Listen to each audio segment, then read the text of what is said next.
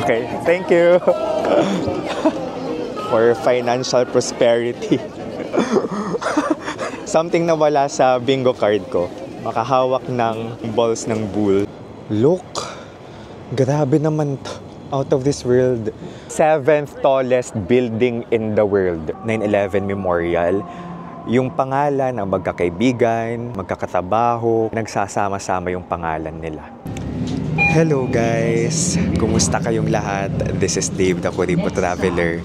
Kaya bumubulong lang tayo kasi nasa loob tayo ng bus dito sa New York. Di ba nakakasosyal pa rin yung New York? So galing tayo sa Katz Deli. So that's the best deli in New York. Napakasarap ng pastrami nila guys na sandwich as in. So I recommend kung magpupunta kayong New York, medyo mahal, may kamahalan na sa 2,000 plus kasama na yung tip. Pero solid. So binabas lang natin from Katz Deli to our destination, yung 9/11 Memorial. So, pupuntan natin today yung important landmarks here in New York. So, yung Wall Street, ganyan, yung 9/11 Memorial. Kung kayo guys ay magta-travel in the Philippines, in the United States, or anywhere else in the world, you can book your activities, hotel via Klook, travel items, eSIM kasi very important via Klook, and use my promo code DaveKinuKlook para maka-discount kayo. And for hotels naman, you can also book your hotels on Agoda. So you can use my code DaveAgoda. Nakaka-main character yung bus. Kaya mas gusto ko yung bus kaysa subway. Tingnan nyo naman. And kita rin natin yung views. Ang gusto ko pala sa transportation nila, bus, yung subway, pwede nang gamitin diretso yung debit card natin. Itatap na lang natin yung debit card natin, then okay na. So, pansin ko nasa 168 pesos. C-Bank yung gamit ko na card, debit card yon. So, nasa 168 pesos yung pamasahe lagi. Regardless kung saan ako papunta, 168 yung na-charge sa akin once itap ko siya.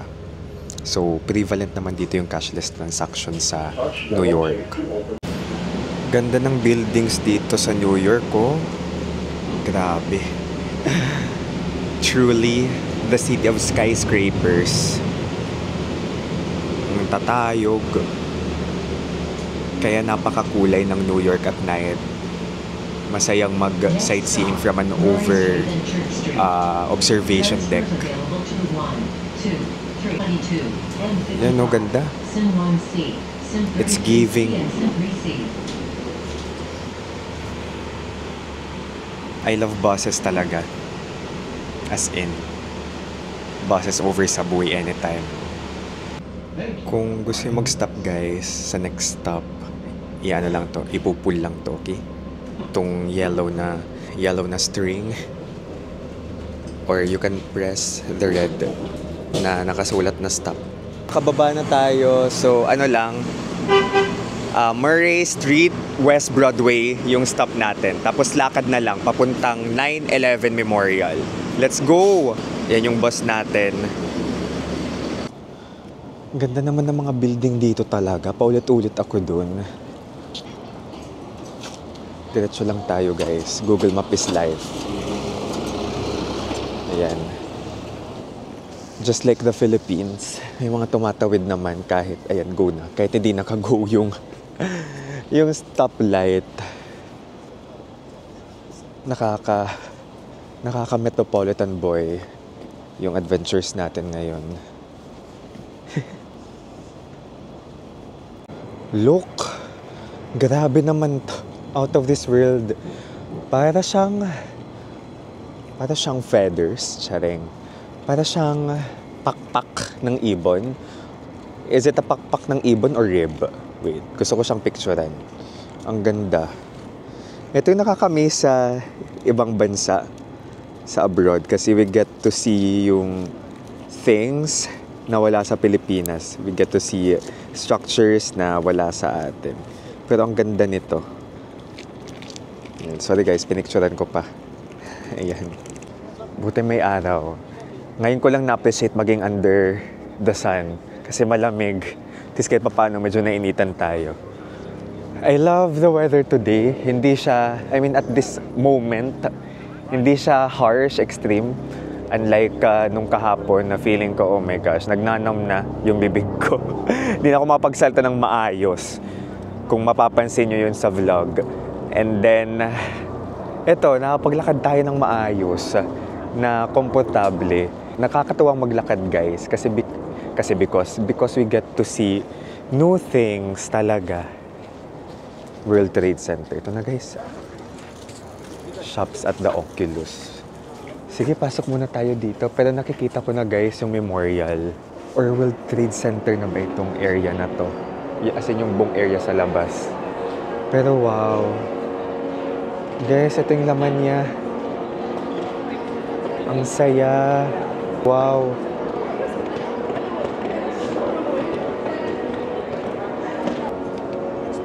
Tingnan nyo naman. Ang ganda ng interior. It's giving kasi ang ganda ng exterior. Mukha siyang rink, but no, di siya rink. Ice skating rink. This is something na wala sa itinerary natin, pero pumasok tayo. Ito yung maganda sa solo trips.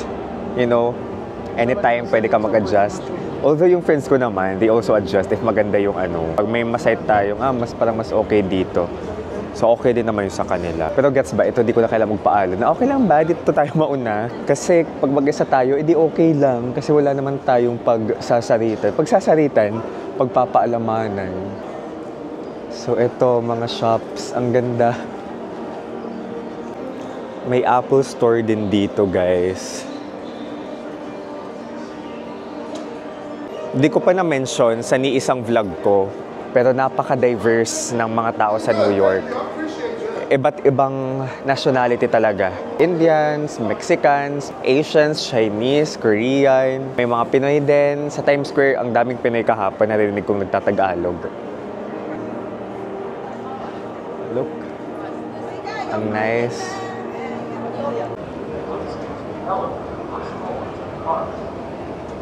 Opa, ganda ba ng shot na yon? Tsareng. Feeling, dito may restroom. Okay, pasok kayo dito kung gusto nyo mag-CR. May restroom dito. May mga bentahan din dito ng Borloloy, guys. May cafe o restaurant ba yan? May nagpa-piano dito.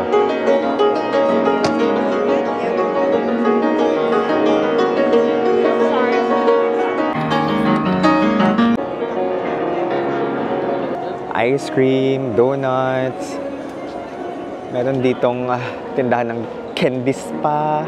Background kung nasaan tayo. This is the Westfield World Trade Center and this is the largest shopping mall complex here in Manhattan. So this replaced the original The Mall at the World Trade Center. So yung The Mall, yan yung largest shopping mall before in New York. Pero nasira siya sa 9/11 attacks. Terrorist attack noong September 11, 2001.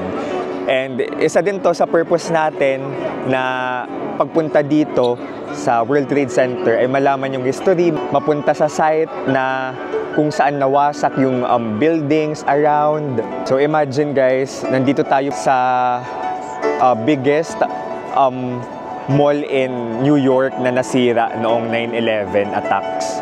So, habang binabasa ko actually guys yung history, kinikilabutan ako, tapos nakakalungkot, nakakagalit. Merong website yung 9/11 Museum doon natin siya binasa. Yung history about this. It's also nice to read para mas alam natin yung konteksto at kasaysayan ng mga lugar na pinupuntahan natin at mas nagkakaroon ng value. Oculus to guys, itong part na to ng Westfield World Trade Center. Ganda. Feeling ko iba yung vibe nito sa gabi. Meron din palang train station dito, papuntang New Jersey. So sabi ng friend kong si Joshua, si Josh, may former colleague, nag-aaral siya dito sa US. Isa sa mga reco niya kapag nasa New York, tas gusto nating mag-day trip ay pumunta ng New Jersey. Tama pala ako guys, nung nasa labas tayo, yung design nito ay resembles bird's wings, okay? pakpak ng ibon. One World Trade Center. So, dyan kayo pwedeng tumambay kung gusto nyong makita yung skyline ng New York. Lumalamig na guys. I mean, nawawala ng lip balm sa lips ko. So, one tip kapag mag-travel kayo sa malamig na bansa, mag-lip balm kayo, okay? So, salamat Ate Jan for this Jungkook lip balm na binigay mo sa akin sa Korea. Gamit na gamit ko siya. So, nandito na talaga tayo sa World Trade Center. Yung original na World Trade Center, it's a complex of 7 buildings. So, kasama na yung dalawang twin towers, no? Yung dalawang towers na nag-collapse because of the 9/11 attacks. So, ngayon, sa likod natin, yung mataas na building na yan, One World Trade Center. So, that's the tallest building in the United States of America and Western Hemisphere. O, diba? Parang uso sa kalagan nun, yung Western Hemisphere. Ito din guys, yung 7th tallest building in the world. O, diba? Amazing, nandito tayo. Nasa Lower Manhattan siya. And it's the financial district. It's a financial district here in New York. So, yung Manhattan, may iba't ibang sides yan. Tapos ngayon nasa Lower Manhattan tayo. So kung kayo guys ay gagawa ng itinerary, pwede nyo pagsama-samahin yung mga areas around. For example, yung Wall Street na financial district din, yung bull doon, Charging Bull na famous na bull na sculpture. Tapos itong World Trade Center. Nirebuild nila guys itong World Trade Center, and in fact last year 2024 may mga buildings na bubuo lang dito sa World Trade Center. Not sure kung nasaan mismo yung buildings na yun, pero ayun, may bagong built na buildings. And ayan guys, yung 9/11 Memorial Museum, itinayo yan noong 2014. Tapos 9/11 Memorial. That was built in 2011, 10 years after the attacks. Kasi nangyari yung 9/11 attack, September 11, 2001. Grabe yun, 5 years old pa lang ako nun. Pero tandang-tanda ko si Papa nanonood ng news. Yan yung news. I think nag-speech nun si Bush, yung President George Bush, ang lamig. Yung President that time, very solemn yung area. Let's be respectful kapag nandito tayo. Around the World Trade Center ay may mga puno. Okay, may mga puno dito and symbolic din yung mga puno na yan. 400 oak trees. Yeah, 400 trees. Habang nasa loob tayo ng mall guys at nakikinig ng piano, sinearch talaga natin yung history ng 9/11.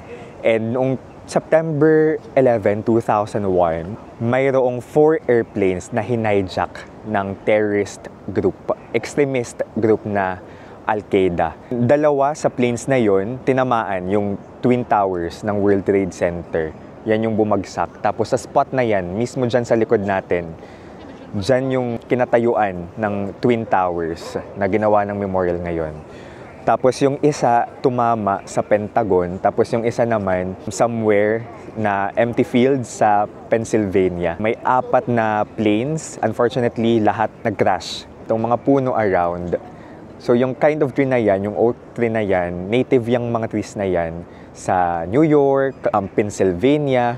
So sa mga lugar kung saan tumama yung different aircrafts. Very symbolic. Nagkaroon din ng competition, 5,000 plus entries ata yung sumali para sa design ng memorial dito sa World Trade Center.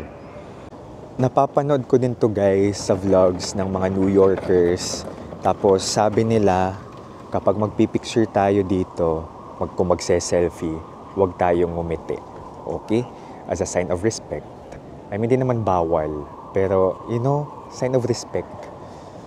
Kasi very sensitive itong pangyayaring ito.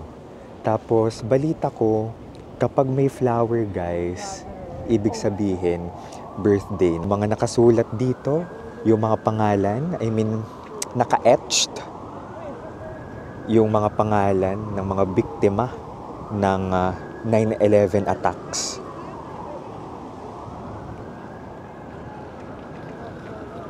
Yan, we can see a flower. Happy birthday po. Itong isang interesting fact dito sa 9/11 Memorial. Nilalagyan nila ng flower kapag birthday. Prior to the 9/11 attack, may attack na rin na nangyari, bombing noong 1993 sa World Trade Center. So may mga namatay din doon. So yung mga pangalan din ng mga naging biktima sa 1993 bombing ay inukit din dito sa memorial, sa 9/11 Memorial. Kasi before yung 9/11 attack ay may mga may mga nangyari na prior to that. Robbery, 1998 robbery, tapos yung bombing, basta mga threats.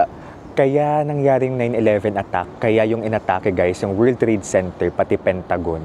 Kasi ito yung symbols ng US, ng kanilang power. Yung World Trade Center, that's a symbol of globalization and the economic power, financial power of the United States of America. Yung Pentagon naman, Defense Department ng US, and it's a symbol of their power din ng US. Kaya ito yung inatake alongside the World Trade Center. Kasi yung Al-Qaeda, hindi nila kayang mapatumba yung US military as a whole. Kaya tinarget nila yung nagsisimbolize sa power ng US, which for them, magiging reason para ma-weaken yung power ng US. May explaining it well. Kasi gusto ko kapag nagpupunta tayo sa lugar, gets na gets ko talaga kung ano yung significance, ano yung history, meaning, para meaningful yung trip natin. Hindi lang siya, hindi lang siya yung, okay, may structure dyan, may something dyan, tapos, period. Picture, alis. Ito sa likod, ito guys yung One World Trade Center. Ito guys yung tinatawag na reflection pool, 9/11 Memorial Pool. So that's 30 feet yung lalim, and then that's the tallest man-made waterfalls in United States and Western Hemisphere. Yung names ng mga biktima ng 1993 bombing. May mahalagang pangalan na nandito. It's Betty Ann Ong's name. So, chinat tayo ni Kuya Mars. Shoutout out kay Kuya Mars. Tapos sinabi niya, pakihanap daw yung pangalan ni Betty Ann Ong. So, hindi ko actually kilala si Betty Ong prior to my visit here. Pero sinerch ko guys, si Betty Ann Ong ay kinukonsider na hero. Kasi sa Flight 11, siya yung nag-notify sa authorities habang nasa eroplano sa nangyaring hijacking. So, nakipag-coordinate siya sa authorities and worked together with the flight attendants. Okay? During that time. So, kinukonsider siyang hero. September 11 ay kinukonsider na Betty Ong Day in San Francisco because of what she did.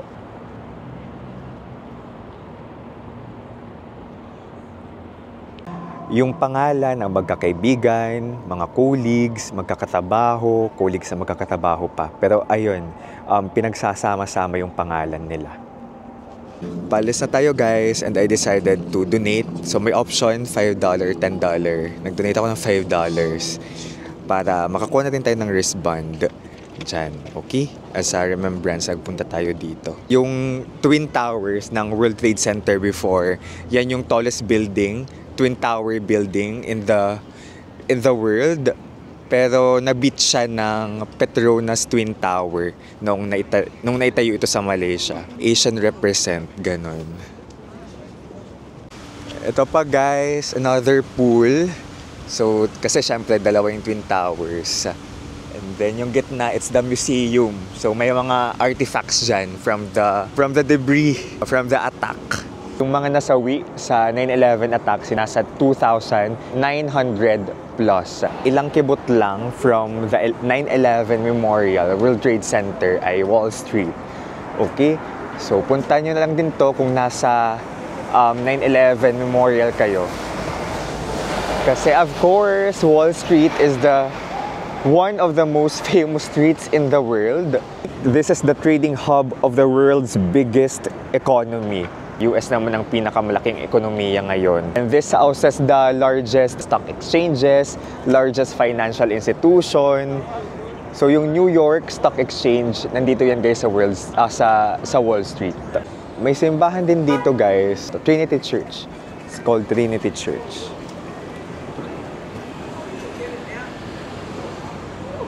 Wall Street, may impact ito hindi lang sa US economy, but in the global economy. Wall Street, kaya siya pinangalan ng Wall Street because literally, may wall dito noong Dutch colony pa yung US. Nagtayo ng wall yung Dutch noong 1600s, 17th century to protect them from the British and the pirates. Kaya siya tinawag na Wall Street. American Express Company, Amex. May bilihan din guys ng souvenirs or mga pampasalubong malapit sa Wall Street. May tapat ng Amex, yung pinakita ko kanina. $3 for $15. Feeling ko medyo mahal pa to compared sa nakita natin sa cruise natin. Kasi sa cruise may 2 for $5. So syempre, tingin pa tayo ng iba. Kasi mukhang mahal pa rin to. Ito yung mura guys, 1.99. Mura versus sa mga nakita natin. Yung sa Times Square, nasa $5, $6 at yung $7 or $9 yung isang ref magnet. Dito, oh my gosh, $1.99. So mga ano yan, around 100 pesos yung isa. Mura na compared sa iba. Ito, yung tapat nung pinuntan natin kanina. Basta ito yung sign. Malapit sa Wall Street. Malapit sa American Express. Ito naman guys, yung famous na street bull, Wall Street Bull. So this symbolizes financial optimism. So nasa 800 plus yan. $14.99. May nagkukumpulan na dito. So alam na natin kung anong nandyan. Yung famous Wall Street Bull. Makipila tayo dito.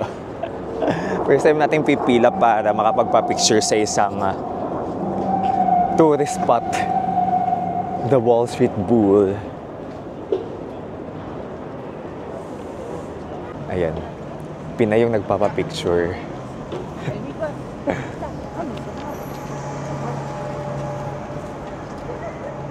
Tatagalog siya kanina eh.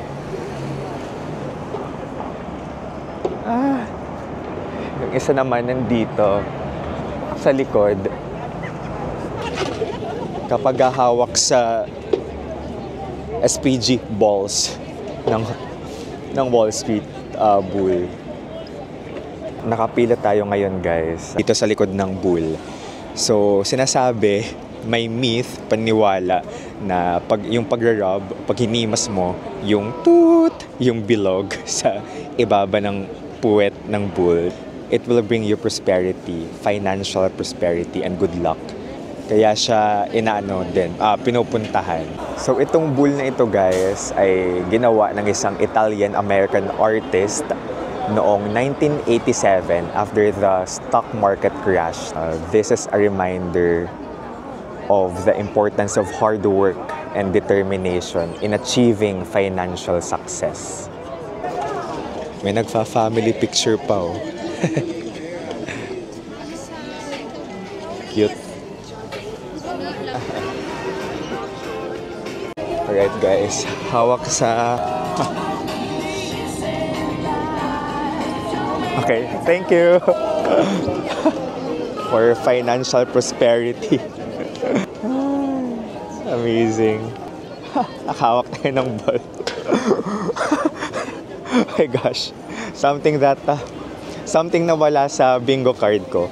Makahawak ng balls ng bull. It's around 3-minute walk from the Wall Street. Nandito guys yung Battery Park. And then behind me ay may museum. Malapit to guys sa subway station na. So here, quick silip, the Battery Park. Ayan, pwede nyo itong matuhog guys, okay? World Trade Center, Wall Street, the Charging Bull, Wall Street Bull, tapos itong Battery Park. Ganda, sunset na guys. And tanaw nyo dito yung Statue of Liberty. May boat dito guys, papuntang Statue of Liberty and Ellis Island. Follow nyo na lang yung direction. Kasi yung Statue of Liberty guys, ang ganda niya kapag sunset. As in, kahapon nag-sunset sunset cruise. Kaya makita pag naka-zoom. Wait lang.